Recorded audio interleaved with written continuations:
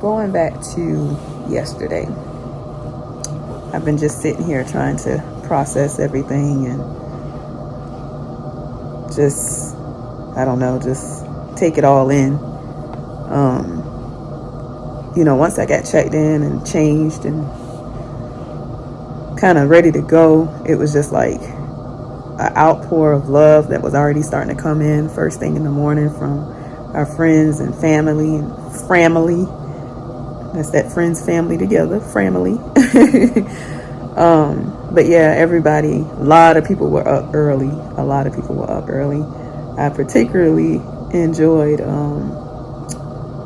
our brother Clayton calling and praying, and his wife Ashley, my sister, up early, which he said that was definitely love, because Ashley don't normally get up early for nobody.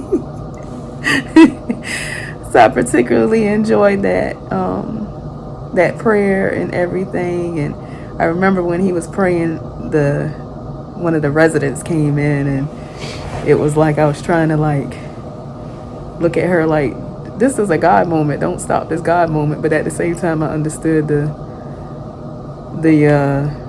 her presence in the room as well, and had to respect that moment as well. So I smiled. I was nice, of course, and pleasant, because these are the people, my hands were going to be in, or I was going to be in their hands, I should say.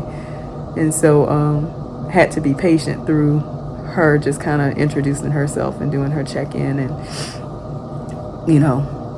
going on, which I'm glad I did, because I'm going to elaborate on, or not elaborate, but kind of chime in on the next time I saw her was in the operating room and what she did next. And so I'm glad I was definitely respectful in that moment. And I can't remember, Cedric, was the song playing when she came in as well? Yes. Yeah, okay, so I was already playing one of Maverick City's song, Still Works, The Blood Still Works. And like I said, Clayton was praying, and so she kind of came in and interrupted that moment. But even though she did that, she was definitely mindful of what was happening. And like I said, in the operating room, like really shocked me by what she said and what she did when I first got in the operating room. But yeah, just kind of like, we prayed and prayed and prayed, and I praised God in advance, just really took that opportunity to just thank God and praise him, because I knew he was going to show up and show out, and regardless of, if it was going to be immediate or longer than what I thought it was going to be, I just knew, God was still going to get the glory in all of this, and things were going to work in my favor. And so as I was praising, Dr. Allgood came in, my surgeon, to, kind of talk about what we were going to do. And, I reassured him that the tears, because my tears were flowing in that moment. And I was like, it's just, just praise. It's just, I'm not scared or anything like that. I'm just, praising God or whatever. And so I already knew, because I've mentioned this before, that Dr. Allgood is a man of God as well. And so he did like he has done before, and prior to leaving out, asked if he could pray, and covered me in prayer as well. And so everything about God is in everything, y'all. God is all in it, and you got to be able to just slow down for a minute and recognize those moments, because even when it seems like everything is against the wall, or all the information is against you, or whatever the case may be, man, God is there. God is in it all. And to have a team like I have, it's just, I know all this was, ordained. He did it all. He did all of this. Nothing has surprised God at all throughout this. And so I'm just so grateful. I'm so grateful. And yeah, so once we got back, they wheeled me off. I can't remember if they gave me something beforehand. Did they give me something beforehand? No, so they just kind of wheeled me off to the OR, and I remember the anesthesiologist, who was super sweet as well. I remember, what was it, Dr. Wall, I think is her name. I remember her putting like the happy medicine, connecting it to my IV, but not pressing it, not pushing it yet, because in that moment, as they're like, everybody's circulating the operating room, and I'm chatting and whatever, and they're kind of getting me ready to go under, the resident, which I wish I could remember her name, I don't, but I remember her coming over to me, and she said, "What's the song you were listening to when I first came in this morning?" And I looked at her and I was like, kind of like, huh? And she was like, the song you were listening to when I came in, you were listening to some music. And she was like, "I'd like to be able to pull that up for you." And so I told her what it was, and she got out her phone. She was like, "Oh yeah, I know Good morning. Maverick City." How are you? Good, how are you? Good. Can I have your name and your date of birth, please? Zachovia Ritter, 11/27/84. Yes, ma'am. Thank you. It's fine. We'll pull it up. Leave it. Yeah. Pull it up, so. No, it's fine. Oh, leave it right here. Thank you. I'm sorry. It's okay. All right. Well, y'all have a good one, okay? You too. And so she was like, "Yeah, I know, man. I listened to some of their songs too." And so she was like, she like Gyra, and I said, "Oh yeah, I like that as well." I said, "But the one I was listening to was Still Works." And so she was looking for it and she couldn't find it. And I was like, "It's either The Blood Still Works or The Blood or Still Works." And I'm like, I can't remember how exactly the title goes, but it's along that line. And so she finally found it and pulled it up and started playing it for me. And y'all, I guess, I don't know, just the fact that she paid attention to that, even in that moment when I thought she wasn't, when I thought that she was interrupting God was still working with her as well. And she keyed in on those key details and did something that meant so much for me, because to be able to go under and have God just, in that moment with me was all I could have asked for. And I remember at some point thinking, like, I wish that they could play music in the OR or whatever. Like, this is well before yesterday or whatever. This was just like a random thought, like at another point during the week, where I was just thinking like, oh, I wish that they could play music in the OR, because I'd probably have my little, soundtrack of, list of songs that I would want to listen to. And so for her to be able to come up to me and recognize that moment and to play that, it meant everything. And so, and as anesthesiologist holding off, because like I said, she connected it and she was right there ready to press and push the medicine, but she held off for that moment. And so I remember, hearing the song start off and starting to feel, kind of sleepy or whatever. They put the mask on, and, I don't remember much after that, but every little detail up until that moment was everything. It meant everything. So that's how I remember my surgery starting off. And, I was out for God knows how long. Like I said, it was about 3 hours. And so waking up was just as beautiful, because I could hear a whole lot more than I could see at the time. One of the side effects of the medicine was like blurred vision. And so every time I'd open my eyes, it was blurry. It's very hard to kind of focus on what was going on. But I do remember,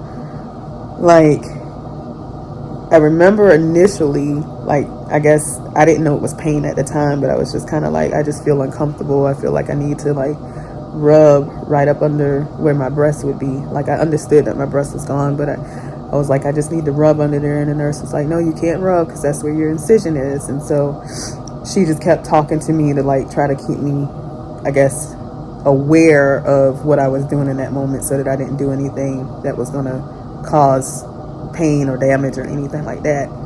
And so at some point she went and gave me some medicine, and that, whatever that feeling was, it was just, I can't even really describe it. It was just like, I felt like it was a little bit of pressure that needed to be applied there, or like I said, I just need to rub it to make it feel better.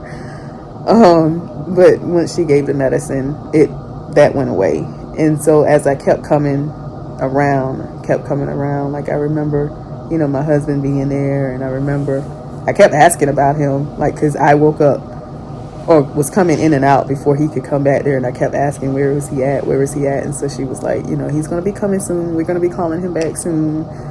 And so I remember those little moments, even though I was in and out. And so at some point he finally was able to come back there, and so that was beautiful.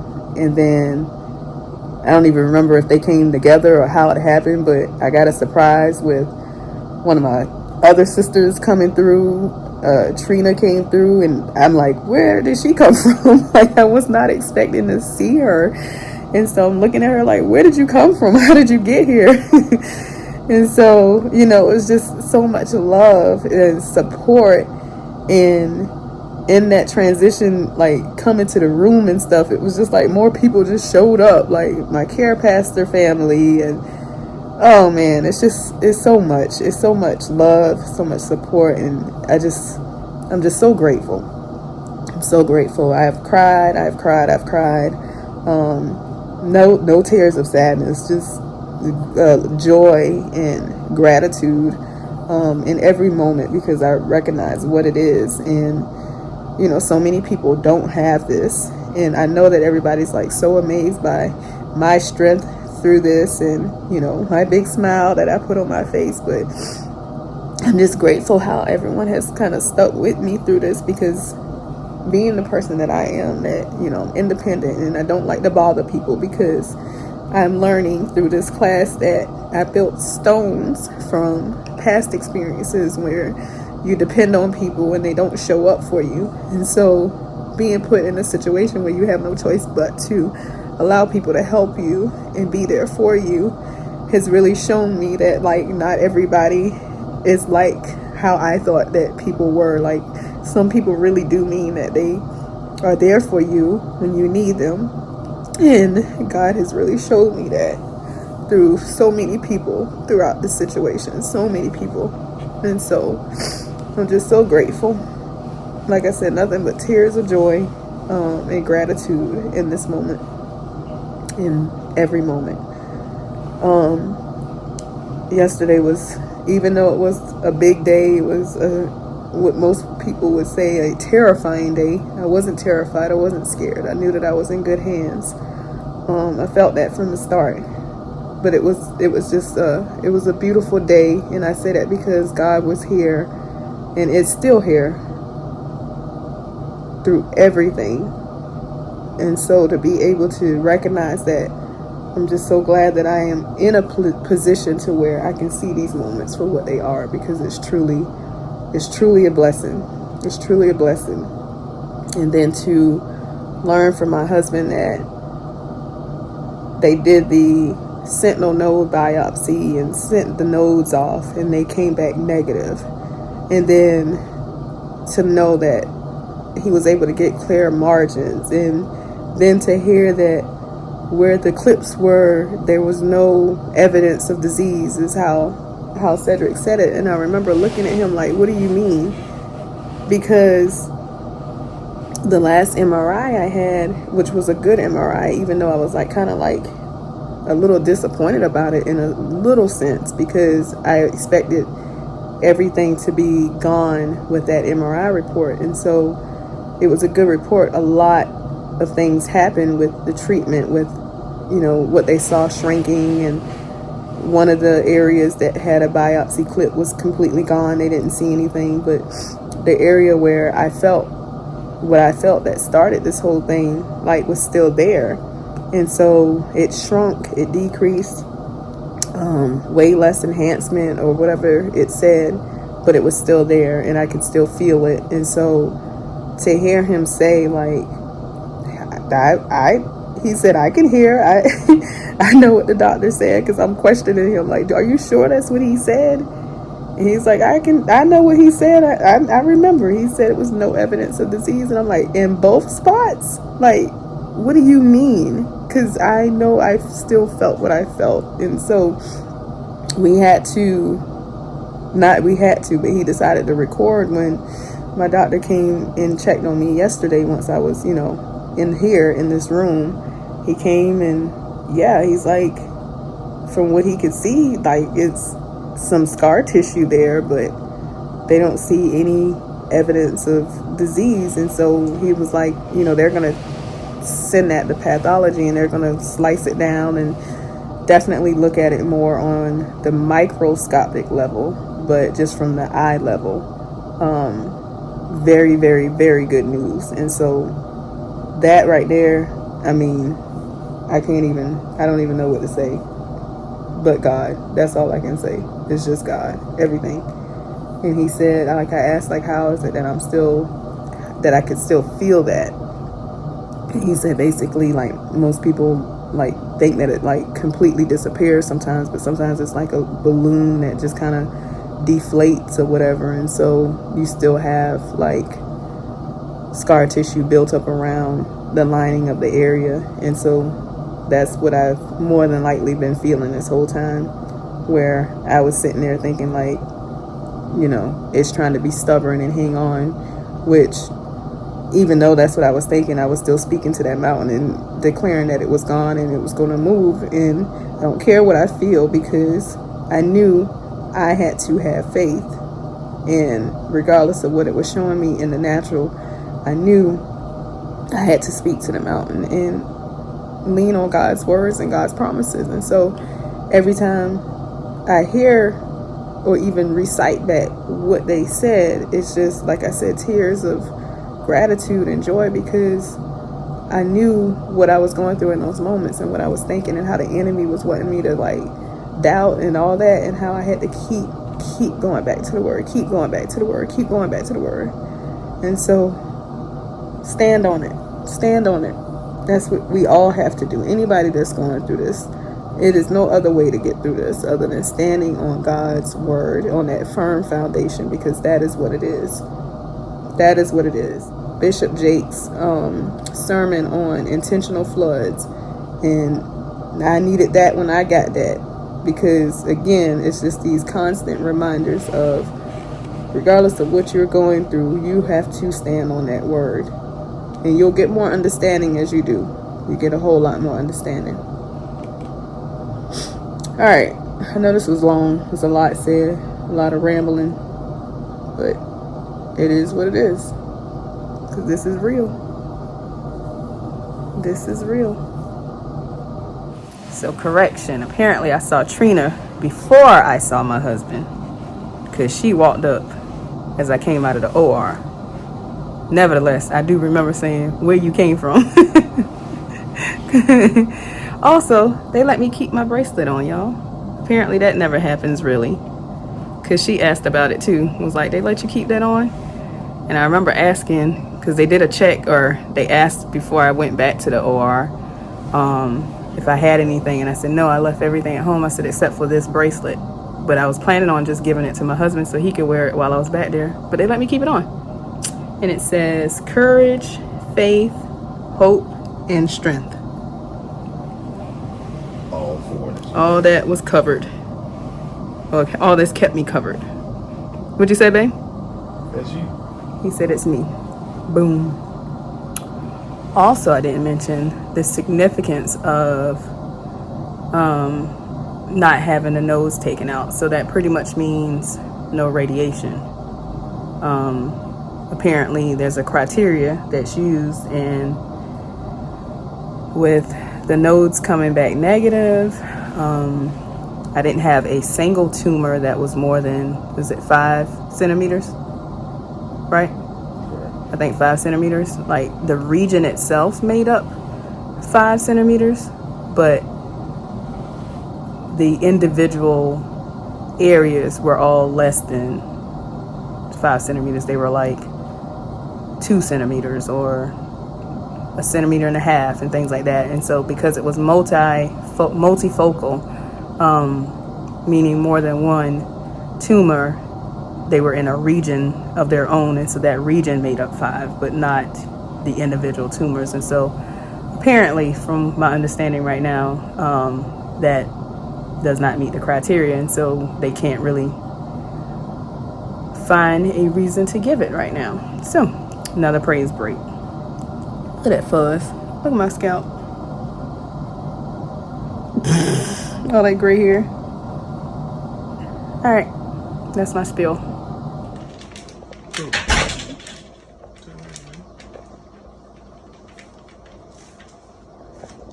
Yeah, it's a video. It's not a picture. Yo, why you always get me like that? Say hello. Hello. Look, you're good. Going home. Going home. The camera, Cedric. I have to meet you downstairs. Okay. Going home. Here we go.